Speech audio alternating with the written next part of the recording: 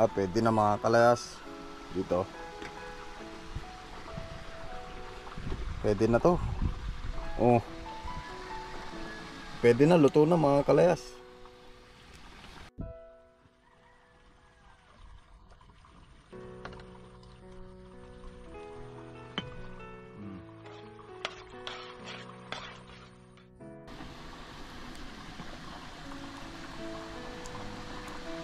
Okay naman po mga kalayas. Lasang-lasa po yung mangga. Para po siyang matigas-tigas ng konti sa Maha Blanca. Sarap mga kalayas ng mangga. Ano? Lasang-lasa.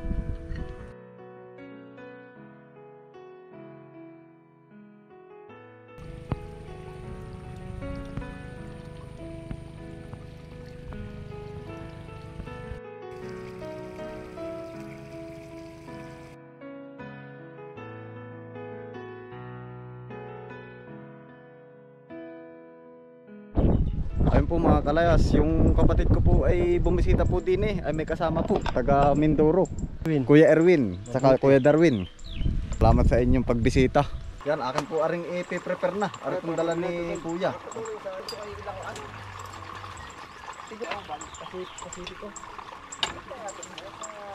Kumain na kayo, Kuya. Pwede naman, pwede naman magsaing ako din.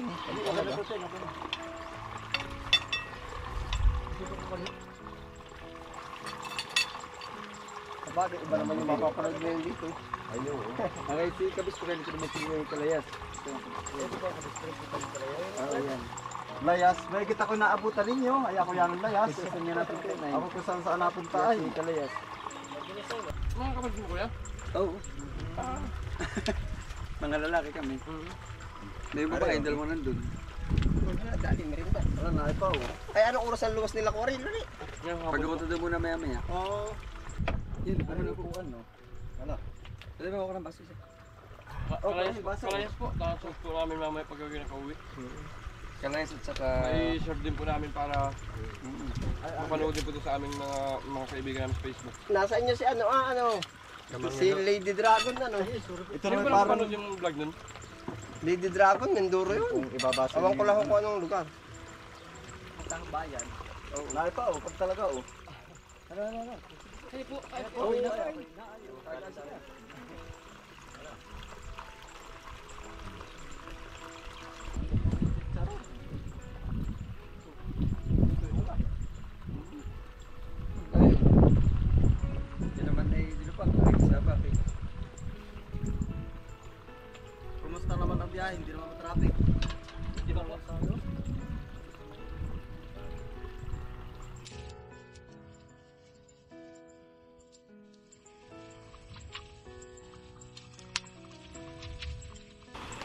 Sarabas wala ako, lingin na. Ito na lang mahirap, lalo na sa ikalwa. Ito na lang mahirap, pag talaga rin pahirap ng pahirap. Ako kasi din sasabihin niya. Sa una lang mahirap ayo. Kabayas nga pala, nalubo pala ito. Oo. Ay, inaalok sa akin. Ari daw ay nilalagay sa ibabaw nung ino-order sa Chowking. Ay, kita mo naman tayo, Chanon Layas. Para styrofoam. Ayan, tayo po hindi na nagluto din sa ano, tarapi pang mabilisan laang yan. Butane ng ating gamit po.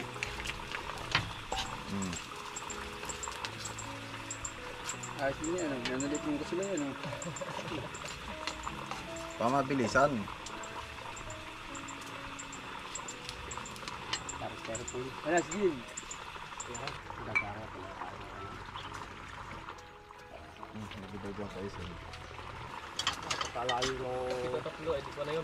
10 no? 10. Eh, 2 oras po mga kada. Puerto Galirat. Pabalik ulit sa inyo. Oo, 2 oras na yun. Biduso. Tinakbo ni Haraba ito na, napanood niyo po ba yun? Oo. Sige po. Sige kuya, salamat sa pagbisita. Ingat ka, ingat. Oo, salamat, ingat, ingat. Susubukan ko pong gumawa ng homemade mango cake. Ayan, ito lang po yung mga ingredients. Meron po ako ditong star margarine. Ayan, nabili ko lang po ng 12 pesos.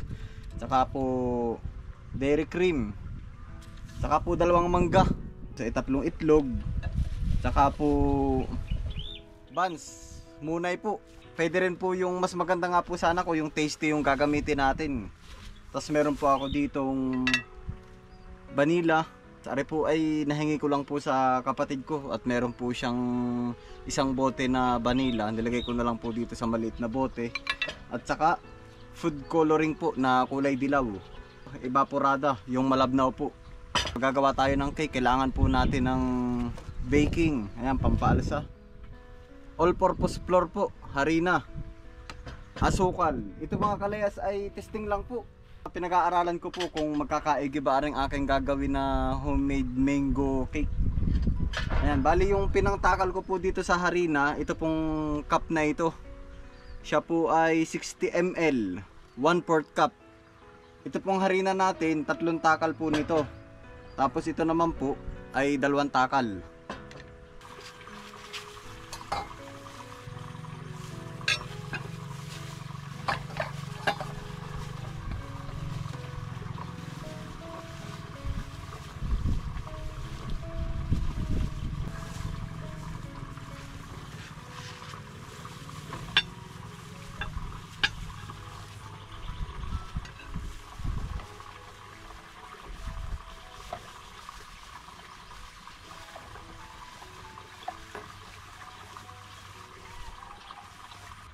Lagay na po natin aring harina. Tapos ari pong sugar. Pero konti lang po yung sugar na nilagay natin. Gawa ng matamis na rin naman po yung mangga. Haluin lang po natin. Siguro mga isang kutsara lang po na pampaalsa.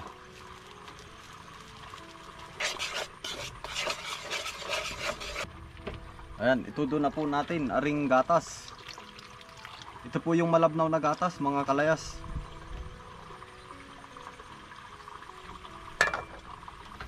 Halu-haluin lang po natin.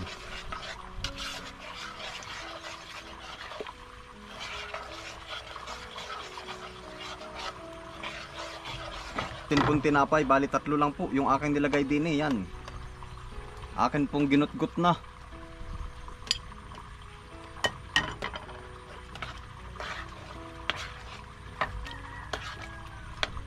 Ayan po, atin pong ididip lang ng husto para medyo matuna po ng konti. Sinama ko na rin po yung kulay brown po dun sa ating tinapay. Ito po yung ganito. At ako lang din naman po ang kakain.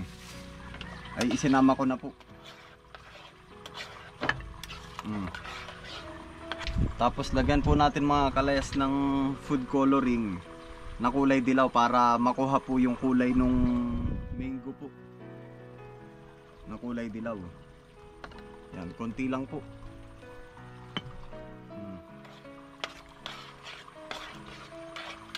Ayan, kasi kapag po hindi natin nilagyan ng food coloring ay maputla po ang kulay. Ayan, tapos isunod na po natin aring mangga. Hindi po natin itutudo yung mangga mga kalayas. Gawa ng kapag itinudo po natin ay wala na po tayong gagamitin mamaya na pang toppings. Ayan po. Lagyan na rin po natin ng vanilla essence. Ayan po, para medyo mabango-bango ng konti.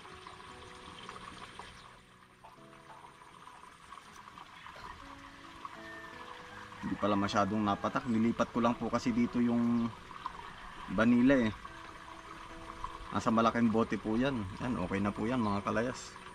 Konti lang po, pampaamoy lang.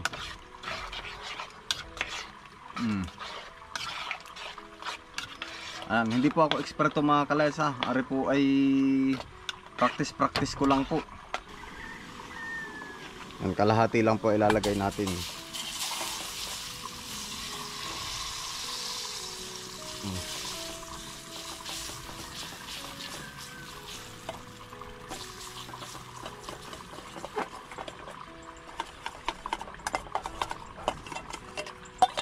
Lagay na po natin dito.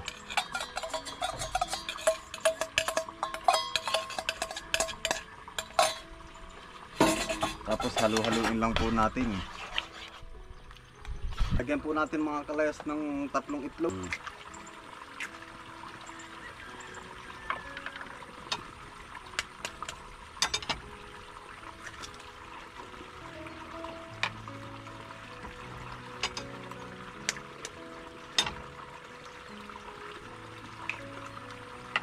kalayas, haluin lang po natin.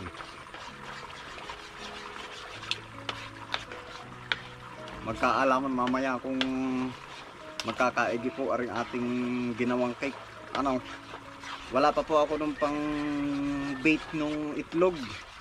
Pero ito pwede na rin naman po itong kutsara. Basta haluin lang po natin ang haluin. Ito ko na lang po ilalagay yung mga pinaghalo-halo na mixture. Tutuyuin ko lang po ng tissue.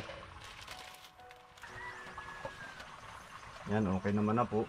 Lalagyan na lang po natin ng butter para hindi po dumikit yung cake. Pahidan po natin.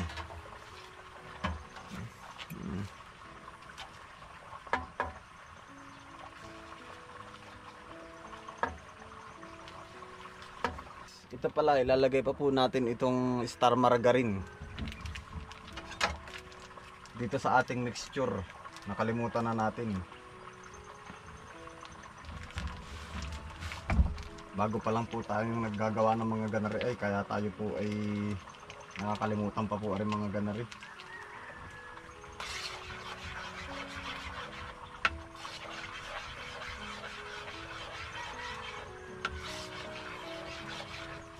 Yan, isasalin lang po natin dito. Ito po palang aking ginamit na takalan, parang 2 inch lang po siya yung kanyang taas. Pero yung haba niya siguro mga sa 'di ba ang ruler ay 12 inch. Siguro mga 9 inch po ito, itong haba po nito. Tapos yung pong haba niya, tapos yung lapad niya siguro mga 7. Ayan, tansya lang po ano. Yan, isalin na po natin dito.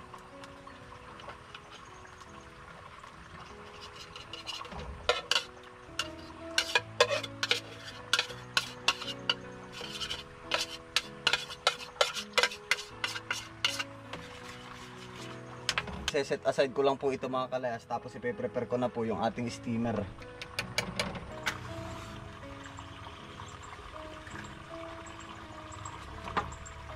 Bali ito na po yung ating steamer oh.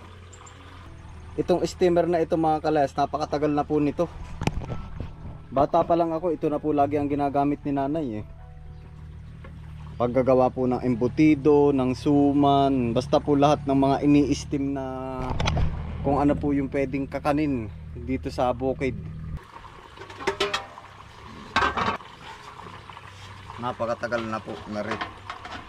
Ito po ay may isa pang layer nasa bahay, pero isa lang po yung dinala ko. Isa lang naman po yung aking lulutuin. Okay na po ari.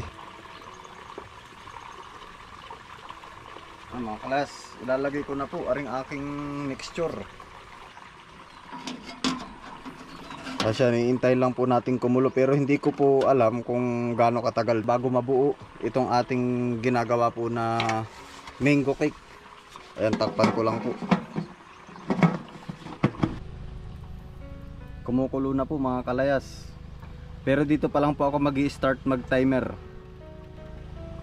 Ito po yung ating timer. Yan, starting na po.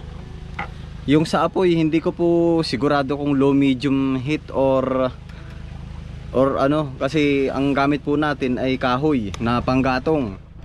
Unlike po mga kalayas, nung silin lang po yung gamit natin, alam natin kung medium heat or high heat or low heat. Ayan eh, ito po mga kalayas, usok. Nakakaiyak mga kalayas yung usok.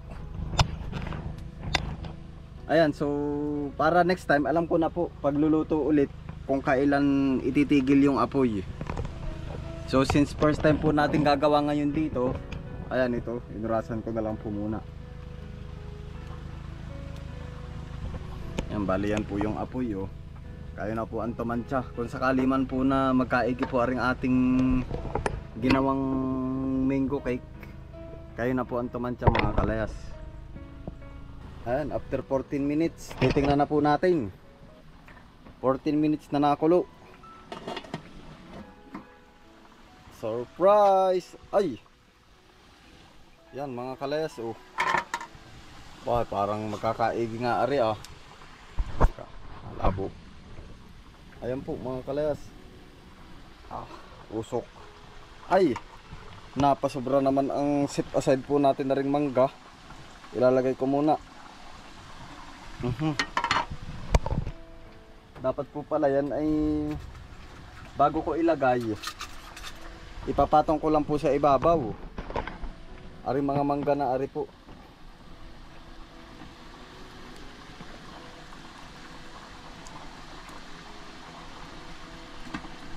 Maganda mga kales oh. Pero parang hindi pa po siya pwede. Oh, ayun oh. Mamaya pa. Parang maganda. Mga 20 minutes pa.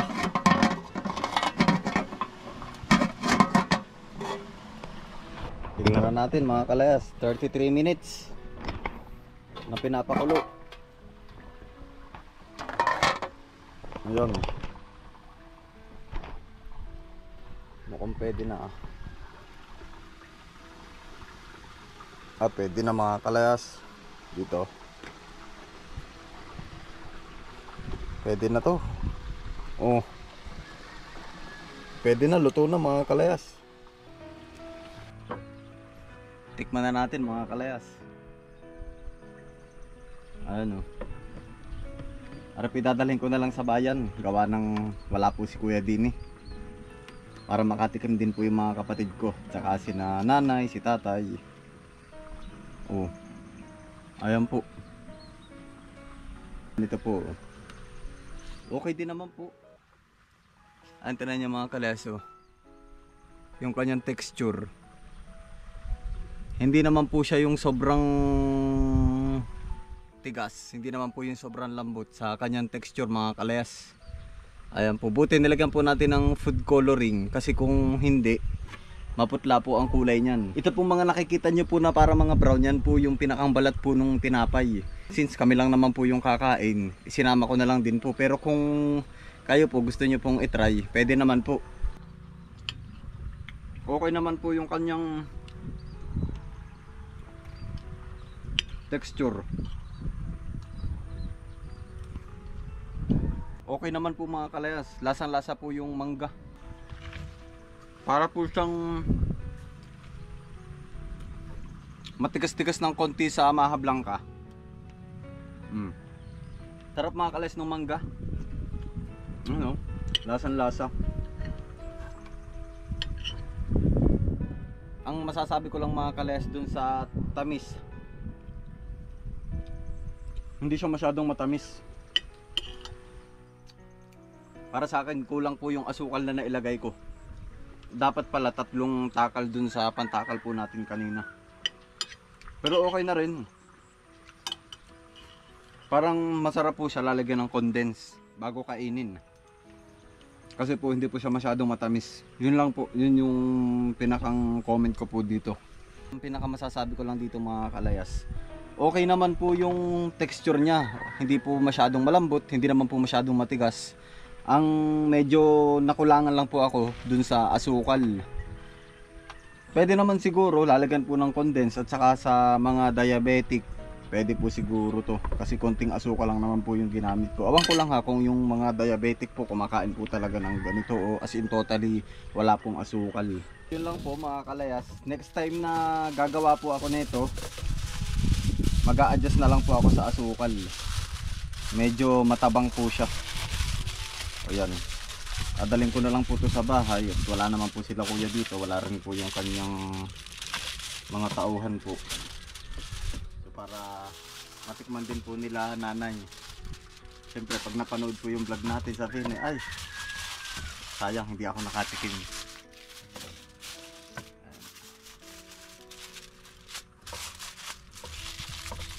Yun lang po mga kalayas. Maraming salamat po sa inyong walang sawang pagsuporta. Ingat po kayo palagi saan man po kayo naroon. God bless us all. Ito po ang ating update dito sa ating paligid ngayon. Medyo masukal na ulit. Sa mga susunod na vlog, magtatabas naman po ako. Yun lang, maraming salamat po. Peace out. Bye.